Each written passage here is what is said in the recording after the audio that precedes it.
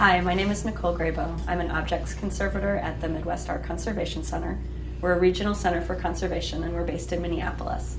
And I just wanted to, just as an intro, to let you know that, in case it's not obvious, I'm not native and I'm not a beader. So my background and my approach to this is as a conservator, and I'm presenting it to you just to let you know this is the way that I do it. It's not the only way to do it, and it may not even be the best way to do it, but this is the way that I've been trained. So I'm just going to let you know, how I do it, and if you have any feedback or suggestions, or if you have learned another way, I'm totally interested in hearing about it and adding to the conversation. I do come at it from kind of a chemistry background, and bead cleaning is something that they do teach us in conservation school, so this is kind of the method that I've been taught, and I've kind of changed it a little bit over the years, but it's pretty straightforward, and I think you guys will find that if you haven't done any cleaning of beadwork, this will give you kind of a little bit of a familiarity just with handling the materials and maybe take a little bit of the uncertainty out of it. That's kind of my goal. Whether you're working on your own regalia or if you're working on collections objects, I think that this is a technique that can be used for either of those. So just a little bit of a background on art conservation. We define ourselves as the profession that's devoted to cultural property through examination, documentation, treatment, preventive care, and education.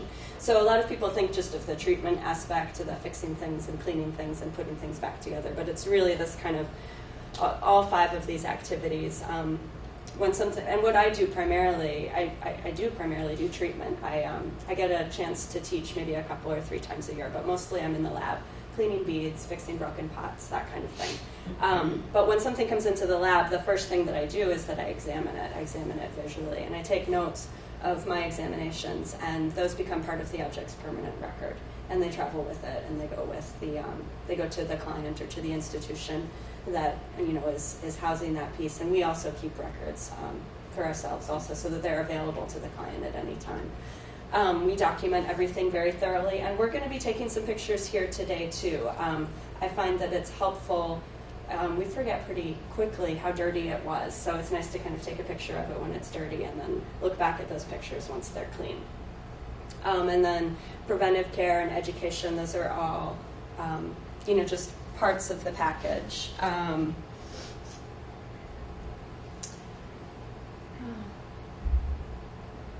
Just to give you a couple of image examples, here's a beaded necklace that I worked on a couple of years ago, and this is one that's in the Oshkosh Public Museum collection in Wisconsin.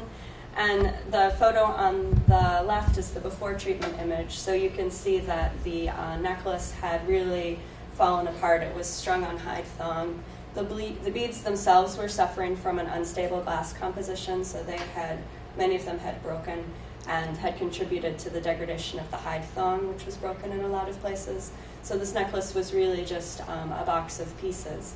And what I did, rather than restringing the necklace, which would have required removing that original thong to make space for a new string, I created a mount that holds the pieces in place. So it's actually I cut a little trough in a circle and then kind of placed the pieces in that orientation. So they're still loose and you can still pick them up individually, but it's stable for storage and display as it is, and it didn't require an interventive treatment, although I did clean the beads. And these beads some beads have an unstable glass composition, which can lead to the development of what we call glass bead disease. And I'll touch on that a little bit, but basically, so that you can recognize it when you see it, but basically what I suggest is that you only clean beads that are in good condition already. If your beads are broken, or if they have a lot of cracks or breaks in them, or if they're exhibiting salts or crusts on the surface, not to clean them. And there's been some new research in conservation recently that suggested that cleaning beads that have glass bead disease can actually accelerate the degradation. So that's why we're kind of holding back on cleaning them a little bit. You said salts. Mm-hmm. When I wear my riggings, I sweat. Right, that's different. That's okay. That's okay. I'll show you pictures of glass bead disease so you can see what I'm talking about. They get this like salty crust, like there's snow growing on them.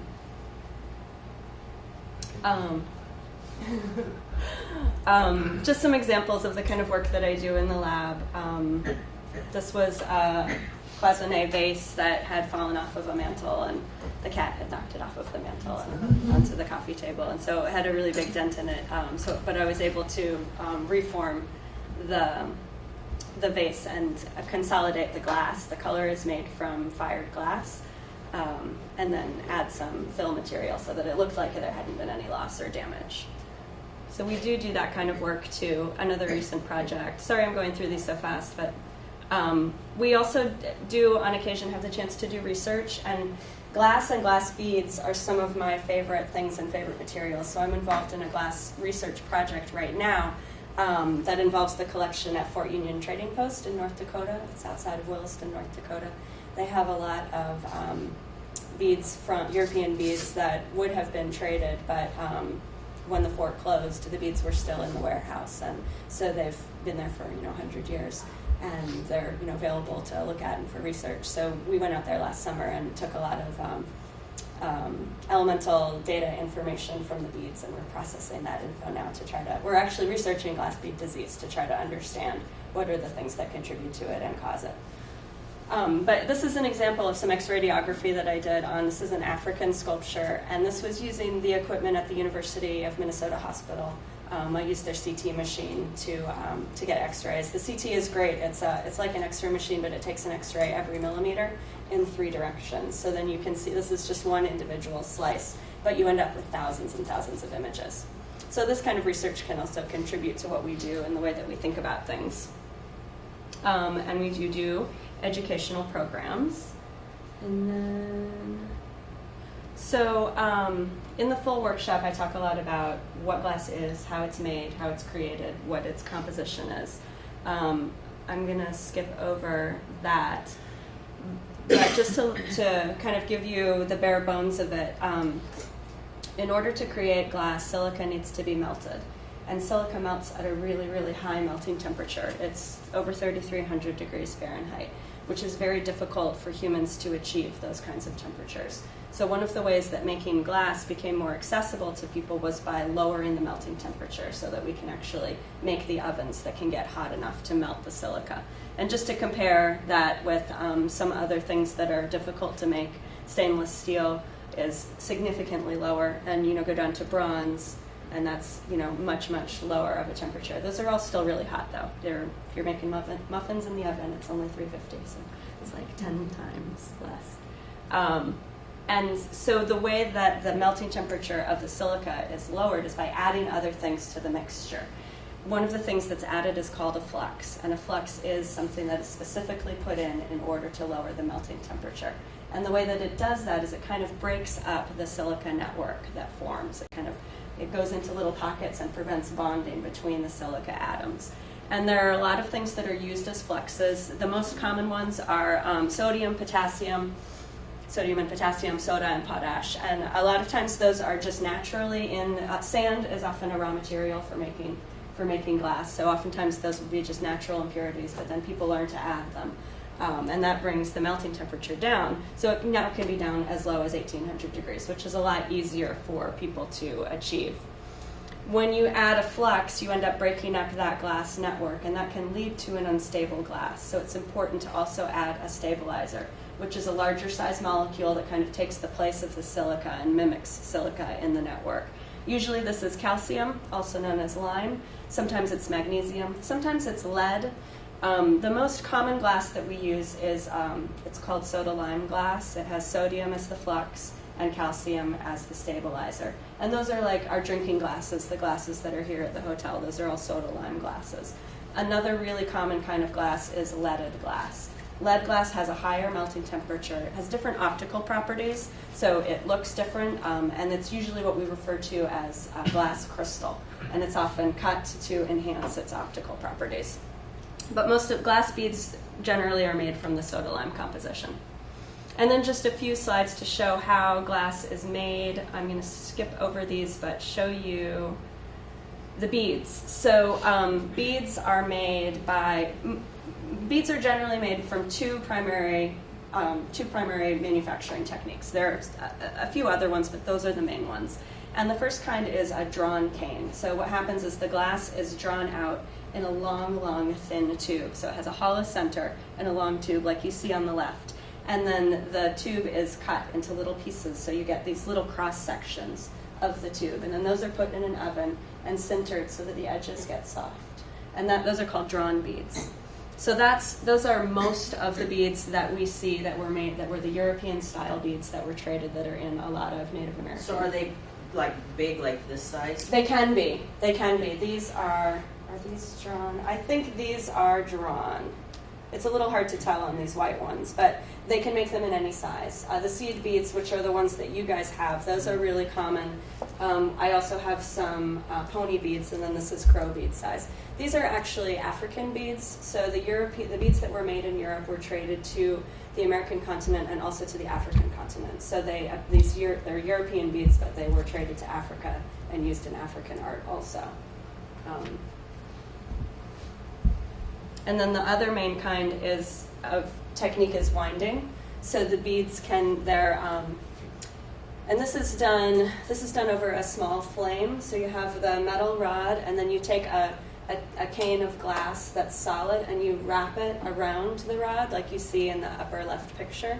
And you can usually tell a wound bead because you can see the winding marks in them. And the same with the drawn beads. You can usually see, if you look at it really closely, the way the bubbles go on the inside of the bead, they follow a horizontal line instead of that line that's going around the surface. So you can usually tell just with the naked eye how a bead was made. The bead winding is a little bit more labor intensive. Those tend to be kind of the fancier beads, the beads that are one of a kind, that have decoration on them. But it's also a pretty common technique. I think all the ones you guys have are drawn. And then glass is susceptible to damage physically. It's a very brittle material, so it breaks. And glass that is old can develop a weathering crust. These are some pictures of what a weathering crust looks like. So this is archaeological glass that was buried for a long time, and it would originally have been probably almost completely translucent, but because of the exposure to the water and the moisture in the soil, the glass has begun to degrade on the surface, and it creates this kind of crust. Sometimes you can see it in layers, and it will flake off the surface. If you see a crust or anything like that on your glass, I would recommend not cleaning it, because you're probably going to just remove those original layers. So that wouldn't be the same as like how when you leave glass outside, like clear glass, and it turns purple? No, that is because of manganese that's in the glass. Manganese was used as a decolorant in glass too. There's a lot of iron in glass because iron is everywhere. It's one of the most common elements, and it can make glass kind of green. So people use manganese as a decolorant to kind of counteract the green and make the glass more clear. But when it's exposed to UV from the sunlight, it turns purple. So that's different. And then this slide, you can't see the top of it, but it says glass bead disease. So glass bead disease manifests similar to the weathering crusts, and it's due to this unstable glass composition. So if you have a glass that has too much flux in it because they wanted to lower the melting temperature too much, or if they put too many colorants in it, somehow they got the composition off, and it's no longer stable, and it falls apart really easily. One of the things that contributes to it is cycling relative humidity and storage. So if you have air that's really moist during the spring and summer months, the water kind of penetrates into the glass and dissolves soluble components. And then as the humidity dries in the winter months, then it draws those materials out to the surface, and they deposit on the surface of the glass. And those are those salts that I'm talking about. So it can manifest in a few different ways. Let's see if you can see that. So this is the salt formation that I'm talking about. So it looks a little different than sweat, right? Yeah. A little bit. So it'll be just like this fuzzy salt that's all over. Salt, Yeah. And sometimes, it's like in little spots. If the humidity is high, you might not get the salt deposition happening, but you might see little drops of moisture forming on the surface. This moisture, if you test the pH, it's very alkaline, it's very basic. That's called weeping. And then when glass disease progresses really far, you start to get internal cracking, which is called crizzling, and those cracks are really tiny, and they affect the way that light interacts with the glass. So this is supposed to be clear, but because of all the crizzling, it looks completely white and sugary. And as you can see, it's losing its structural integrity too. It's become very brittle. And if it continues to progress, you'll just end up with a pile of powder. Glass disease doesn't actually have a cure, but we do try to control it with keeping humidity stable and low. They say like 35% relative humidity is good for keeping glass from deteriorating too much. Oh, and I'm talking too much. We need to get working.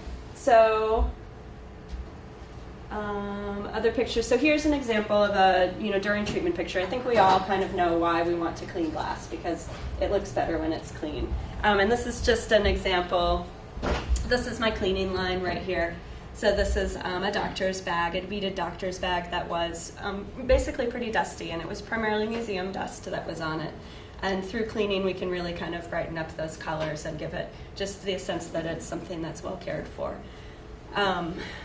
As a conservator, we have a code of ethics that we follow that's established by our national professional organization, which is called the American Institute for Conservation. They publish code of ethics and guidelines for practice. And among the code of ethics, we strive to have all of our treatments be reversible, or as reversible as possible. And one of the reasons we do that is because we're coming up with new techniques and new materials all the time. And I want, say, in 200 years in the future, if someone comes up with a better way to do something, that they would be able to reverse my work and do it in a better way. That said, a lot of the things that we do are not reversible, and cleaning is the best example of that. Cleaning is an irreversible treatment step. When we clean something, we can't put the dirt back on. And while cleaning seems obvious in a lot of contexts, like at home, you clean things when they're dirty because it's good. In more of a cultural preservation context, is something that I take very seriously and that I make sure is justified before I do it, because I can't change my mind later and take it back. So if there's evidence on the surface that contributes to the story that the object it has to tell, then maybe it's better if that stays there. Maybe it has campfire smoke on it from being danced. Maybe it has some kind of evidence of historic use. With archaeological materials, sometimes there might be food residue in the bottom of a bowl that might tell people about what kinds of food was being eaten thousands of years ago. Those are the sorts of dirt that I would not remove.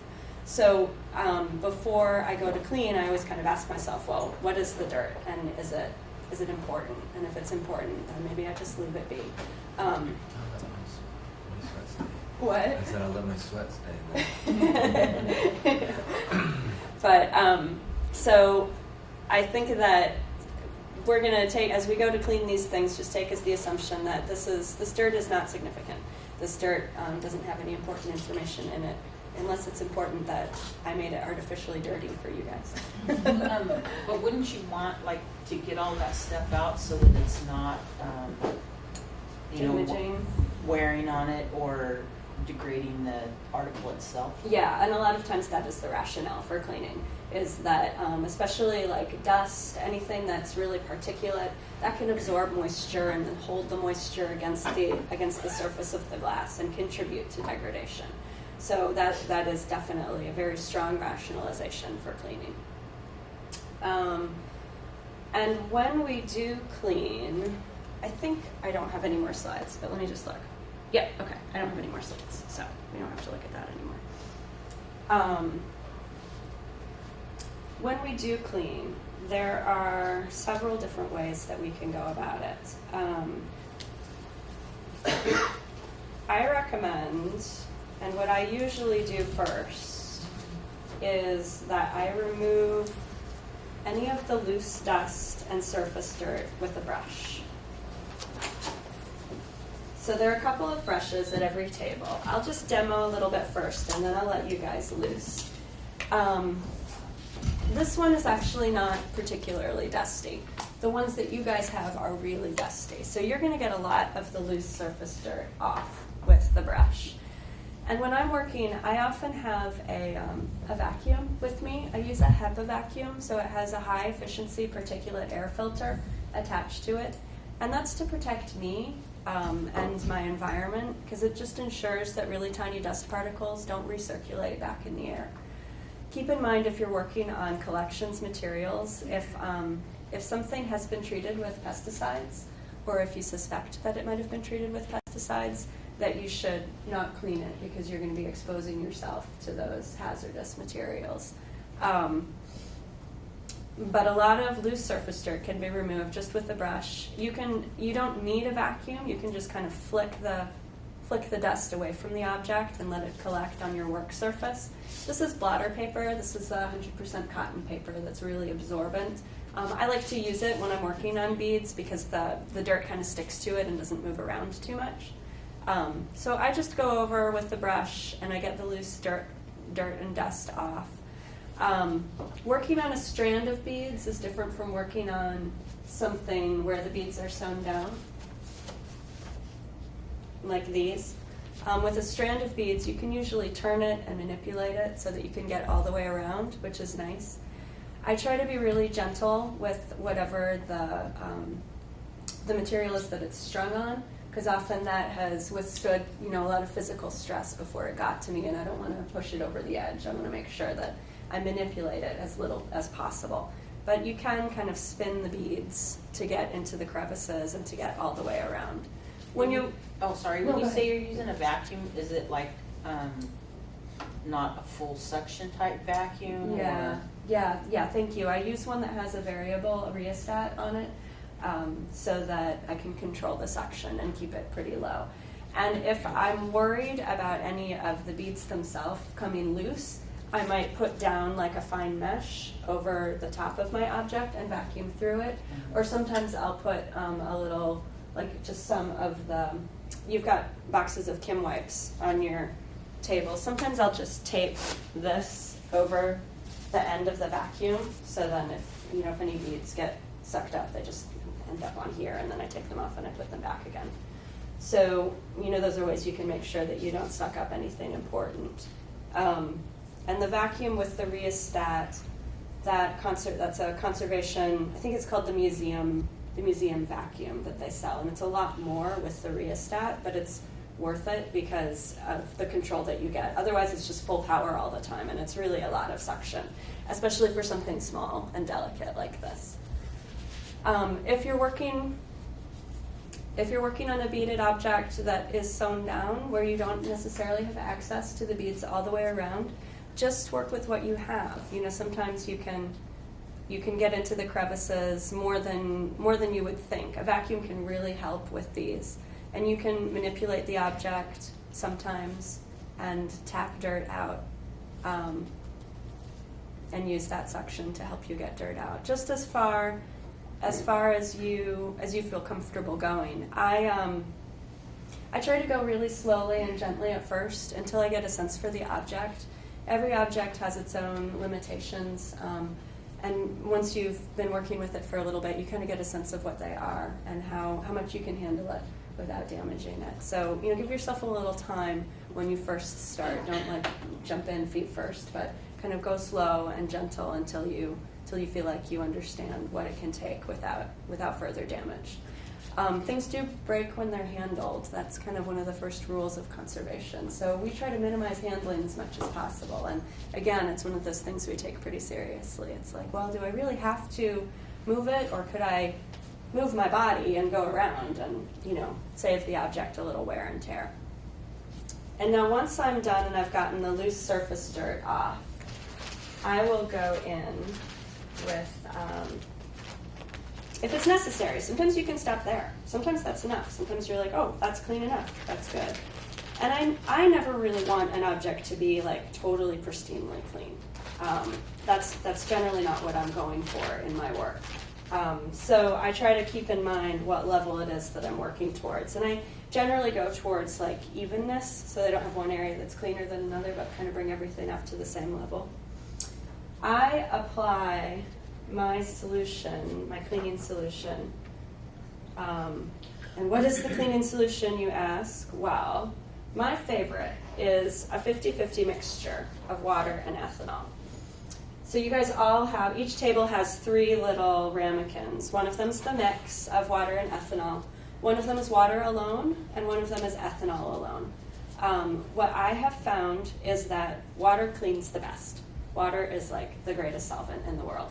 But it's also a really strong solvent. It can affect unstable glasses, can affect your substrate materials, particularly if you're working on something that's beaded on leather or hide or has a lot of pigments or dyes in it. It can, it can cause change in your materials below. So water is sometimes a little bit more than we need. Ethanol, on the other hand, is drier. It evaporates more quickly, doesn't solubilize a lot of those more water-sensitive materials. So it's gentler on the beads, it's gentler on the substrate materials, doesn't clean as well.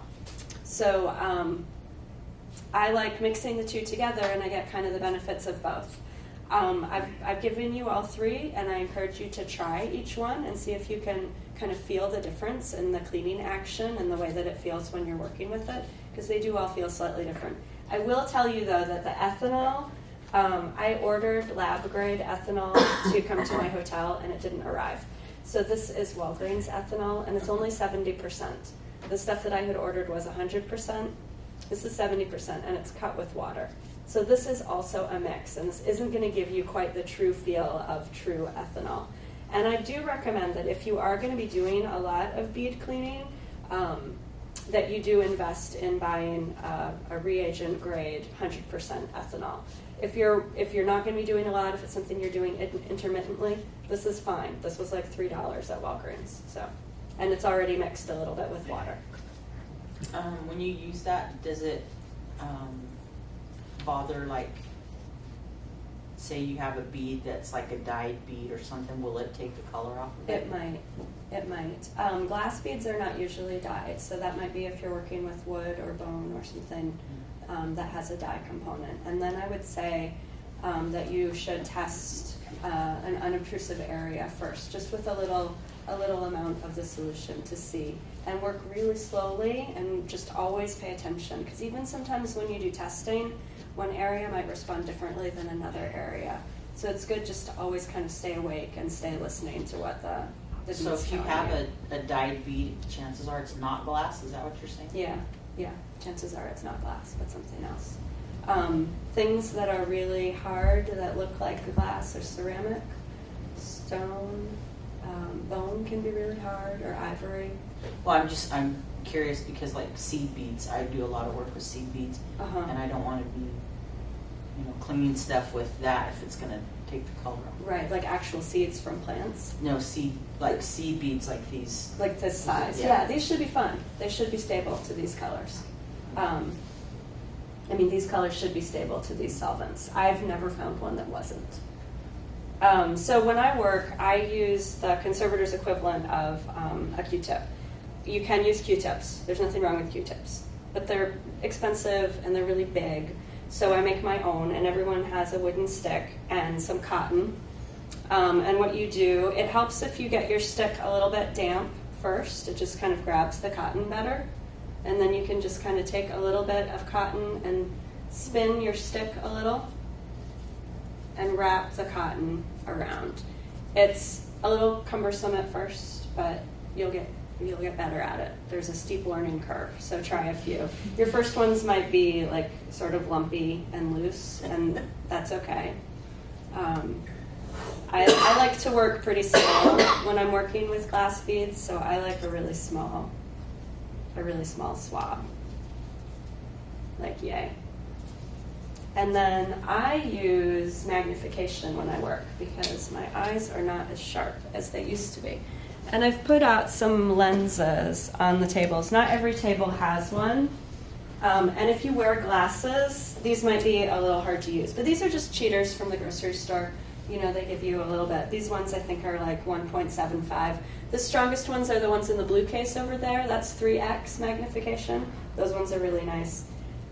Try them out, experiment with them. If you have really good near vision, obviously you're not going to need them, but my near vision's terrible, so I use these. And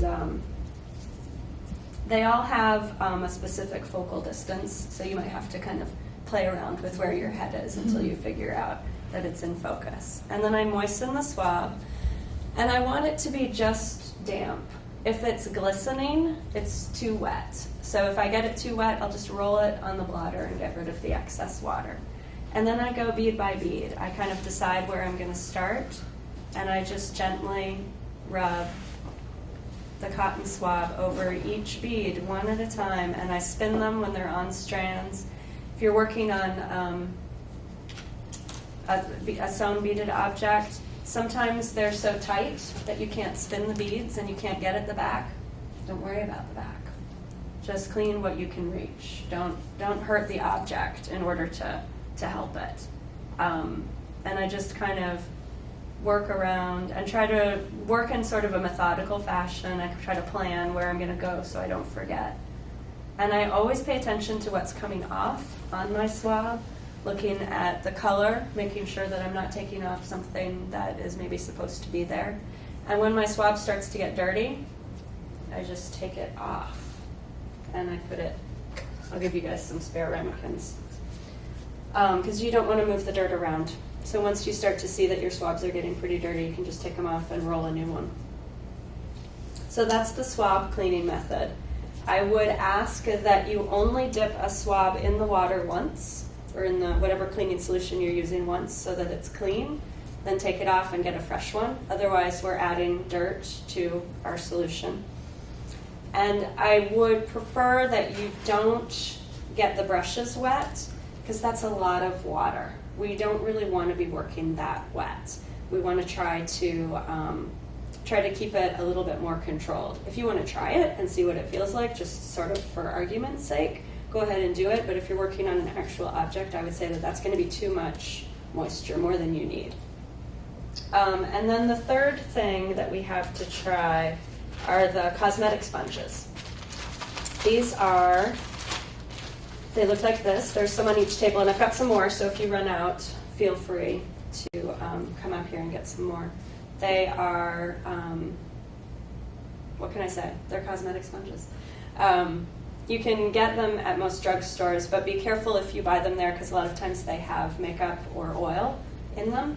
These ones are free of all of that, no dyes, no fragrance, nothing like that. I get these on Amazon. It's from a company called Cosmetics with a Q. They're great for short-term cleaning. Once I open the bag and they're exposed to light, they start to yellow. So use them fresh, but throw them away when they start to yellow, because when they start to yellow, it means that the material is breaking down and you don't want to leave little bits behind. So just use it fresh. Don't use it for storage or anything like that. It's just for, use it today and then toss them. So these you can use wet or dry, and they kind of work a little bit bigger. You can kind of get a larger area. You can try them dry, try them wet. They kind of swell up a little bit when they're wet, but again, not too wet. So, make sure that it feels kind of, it's not leaving puddles of water behind. And then you can kind of rub across. You can try also, I've got some spare blotter pieces up here. You can try using your blotter to kind of get in between beads. If you get your blotter paper a little wet, you can work in between beads. You can use blotter corners if you're worried about your substrate. Sometimes you can slip a little bit of blotter paper underneath a strand of beads and clean it, and that way you're kind of protecting whatever's behind it from getting too wet. So that's another thing that you can use. You guys have any questions? Do you feel ready? Mm-hmm. What time is it? Does anyone know? We know that. Oh, perfect. I'm right on schedule. Yes. Okay, so you all have a strand of dirty beads, 3 different solutions. Some of you have magnifying frames. I encourage you to try them, pass them around. If you try it and don't like it, grab another one. I would suggest starting with the brush. If you don't start with the brush, you're going to make a muddy puddle. So that's okay too, but it's also good to avoid.